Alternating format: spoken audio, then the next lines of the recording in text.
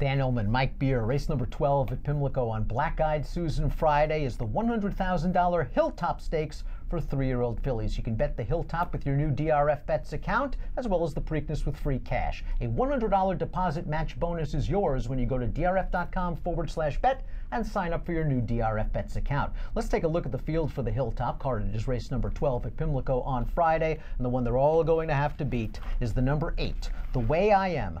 3 to 5 on the morning line, and deservedly so. She reeled off 3 consecutive wins at Gulfstream, and then she gave Rushing Fall, arguably the best 3-year-old filly turf horse in the country, all she could handle in the Appalachian last time out. Yeah, I mean, I just don't really have anything to say about it. Anybody who pulls a set of PPs for this race, you sort of immediately realize she just stands out in this field. She's a total layover on the races that she's run already. And not only, just on figures, she's been facing legitimately good horses and running really well in those races. I mean, she's just, to me anyway, she's just really hard to go against. She's won over a wet turf course. She gave Rushing Fall that tough effort in the over-yielding turf course at Keeneland. And you can argue Rushing Fall was best when she came back and got beat by this much in the Edgewood with a 91 Beyer speed figure. Graham Motion won this race with Miss Temple City back in 2015. He's not afraid to run his good ones in the Hilltop.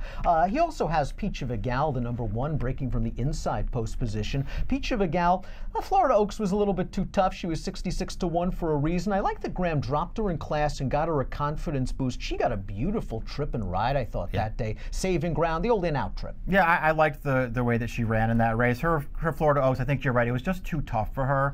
She also got into a lot of traffic at the stretch of that race, though. I don't think she was winning. She might have been 4th in that race, though. I mean, she got herself into quite a bit of a jackpot there about the 8th pole, and it cost her a lot of momentum in there. Other than that, all 3 of her turf races outside of the Florida Oaks have been really good performances. She runs through the stretch.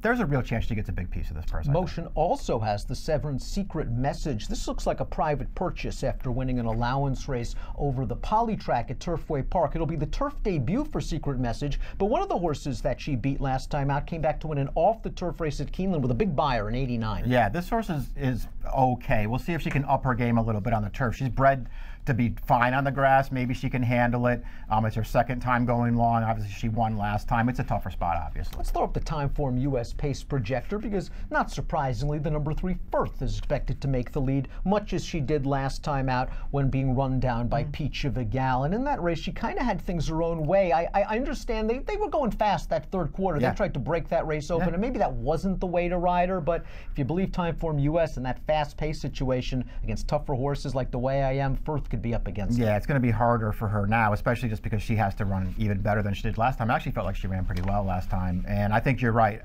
Maybe they would have benefited by not going through the 2nd turn. I liked the ride they gave her. They tried to win that race around the 2nd turn. She opened up a lead. She actually made Peach of a Gal really work to run her down. She just got tired at the end. The horses that are 2nd and 3rd on the Pace Projector are both trying turf for the first time. Let's begin with the 10, Judge Lee by Street Cry, who gets about 10% winners with first-time turf runners. The Dams Fold 1 turf winner as well as a multiple stakes winner on synthetic, but I just don't see the turf pedigree, especially when you compare it with the other one. Yeah, exactly. I mean, there's turf on the face of it. There's just not that much performance under the dam, and this horse just clearly has to improve by a lot. As for Stormologist, she's by Gemologist, 14% winners with first-time turf runners, but this dam has foaled 4 turf winners from 5 runners, including the multiple stakes winner Stormy Regatta. So there is some pedigree here, and if there's a wacky yielding turf course, maybe this is one you want to throw in at a big price. Yeah, I agree with that. This horse is a little bit interesting because she really is bred to handle the turf.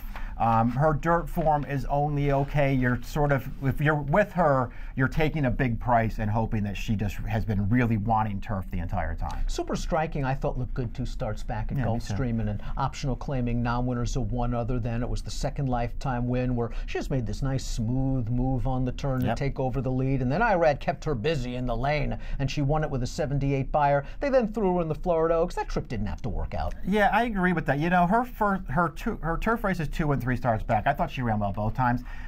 The thing about the Florida Oaks is I just sort of felt like when I went back through that race, I don't think that was a race where you wanted to be that close to the pace. She was pretty close to it. She gave it up through the stretch, but I wouldn't be too hard on her for that race, because you're right, her race two back was pretty impressive. Trainer Peter Pugh's very underrated. Yeah. We know him from his good work he does in New York. He just doesn't get the top quality stock of a Pletcher or a Brown. He's got Fairy Lincoln here. This came back off the layoff last time, and I thought she ran sneaky well over a yielding turf course. A little bit of sneaky early speed, kind of the old Z pattern, as they would say in the old handicapping books. A little bit slow on paper. She's not fast enough to win, but she's only run 3 times.